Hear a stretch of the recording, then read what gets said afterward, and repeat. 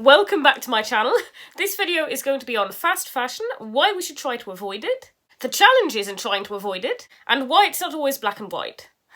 Really quickly, if you haven't subscribed to my channel, then hit the subscribe button down below, and if you hit the bell and you hit all notifications, you'll be alerted every time I post a new video. Okay, let's jump straight in. So firstly, I think we have to ask ourselves, what is fast fashion? And here's where the complications start, because I think a lot of people confuse fast fashion. So we think of fast fashion, and then we think of the opposite of fast fashion as being positively conscious. But then what exactly is positively conscious? Is it just brands who are positively conscious in everything that they do, or in some of the ways that they create their clothing?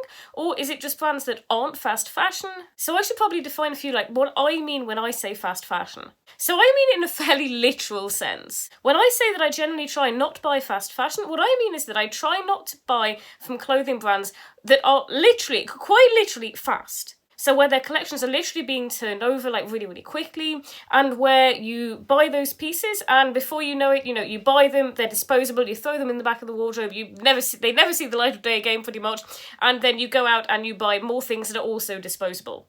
That's the sort of cycle that I try to avoid because I believe in valuing my clothing, which we're going to come back to. That's the sort of cycle that I try to avoid, the concept of disposable clothing, of buying clothing that you feel is disposable. Where you see it, it's shiny and new, and then before you know it, you're bored of it. A few days later, it's not special anymore, you bought it, it's old now, and, you're going out to buy something else that's, again, new and shiny, and the other thing just gets forgotten about. I personally really believe in valuing your clothing, and that's something I'm going to come on to in a next video that I have planned.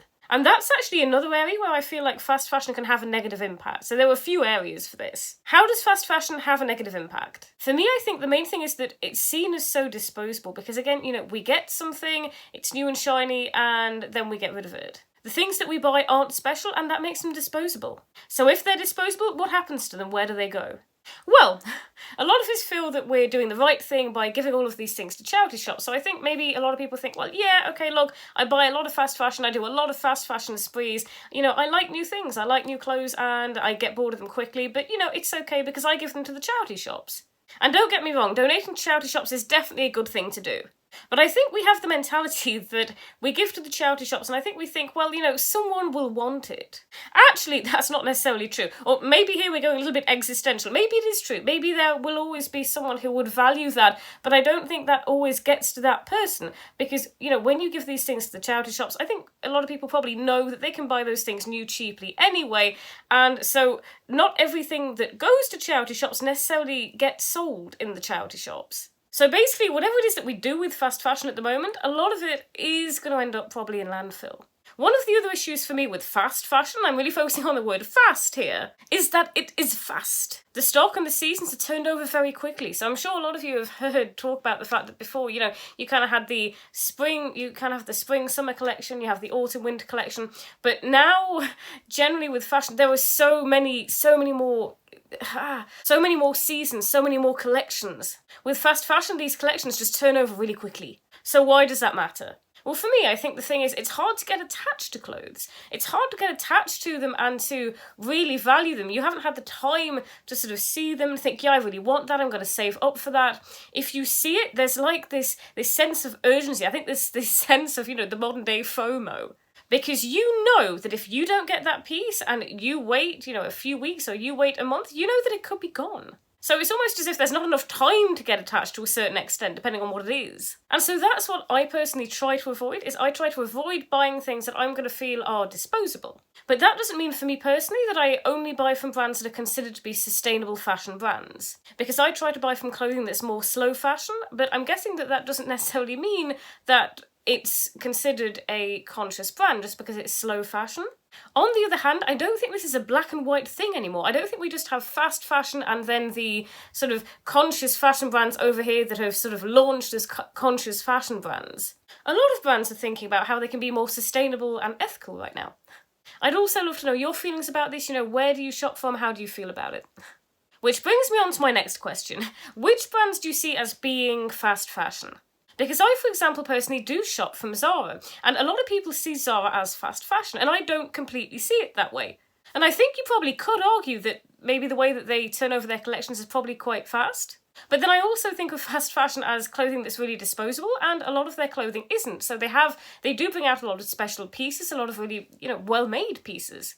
And I also feel like it's quite a confusing brand from that perspective, because they have sort of their lower end items and they have their higher end items. So it's really hard to categorise them in black and white that way, I think. So when it comes to that sort of fast fashion grey area where you're sort of like, is this fast fashion, is it not? I wanted to give you an example of mine. This is a blazer I have from Zara, and I absolutely love this. And when I say I love it, I mean that I love it as much, probably more than I did when I bought it, and I wear it all the time. It is mustard, which is one of my favourite colours. Now, the purple is something that I had added because there was a mark. I actually got a mark on the back of it at some point, and then I was really sad because I couldn't wear it, and I really did not want to get rid of it. So what I did was I brought it in somewhere and I had it altered, and the way that I had it altered was they couldn't get the mark out even though they tried. And so what I had done is I had the ribbon added across it. So the purple ribbon extends all the way down the front on one side and across the back, which is where the mark was. And it probably cost me roughly as much to have it altered as it did to actually buy it new. So for that price, I probably could have gone out and bought something new, but I didn't because I really wanted to save it. So for me personally, I always try to make the decision based on whether or not I'll value the pieces, but I'm sure that other people have, other criteria that they use when they buy something. So, I'd love to know what's your criteria when you go to buy something. I also want to say that it's not always black and white. I mean, even if I look at Primark, I would never go to Primark and go on a spree. And I know that a lot of people love to do that because you can get so much for the amount that you spend. And I empathise with that. It's hard not to empathise with that. Of course, we want to get a lot for what we pay, and it's understandable that it's hard to say no to that. It's tempting, but honestly, I've not felt tempted to do that in a very long time. But if you do find that very tempting, I understand. I just know that if I do that, those things won't feel special to me. And I know that having new pieces that are special is more important for me. But I have bought strappy tops from there. I do also still own 1 or 2 pieces that I literally bought from years ago that weren't strappy tops. This waistcoat here, actually. And it was bought, I think I'd literally have to calculate. I can't remember whether I was still in school or whether I was at university at that point. But I mean, we must be talking at least, I'm guessing at least 8 years ago. Am I going to not wear it just because it's fast fashion? No, obviously not, because that would defeat the entire object. And I'm sure that you probably have things in your wardrobe from stores that maybe, where maybe you don't shop there anymore, but you still have those things and you still love those specific things, and so you've kept them.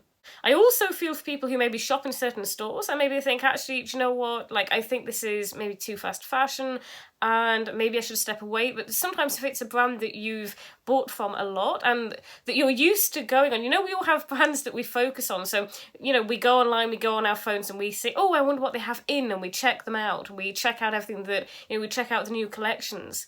And so if you're used to doing that with certain brands that maybe you feel, actually, do you know what, I think they're too fast fashion and I'm not sure that I want to shop there now, that can actually be really difficult. And I do think there's probably a transition period for that. Maybe it'll take time. It's maybe not something that you can necessarily sort of do straight away. And, I do find this really difficult because I never sort of want to say, don't shop from these stores. I always sort of try to see the positives in everything. And so in my head, I'm kind of like, I don't do fast fashion. But then the other part of me is like, yes, but, everything always has value. So, every brand is going to have value in some way. And then I'm like, but I don't agree with fast fashion. So this can be very confusing. But I think maybe if you are trying to sort of wean yourself off fast fashion, I think a good strategy to use is to change your focus. So rather than thinking, I need to buy less from this store, maybe we could sort of think, what are the stores that, I want to go out and I want to find stores, I want to find shops that I feel are more in line with my values. That way we're not just taking something away from, our habits and from, the way that we see ourselves, the brands that we relate to our personality. We're not just taking something and taking it away, we're actually replacing it with something that we think is more in line with our values.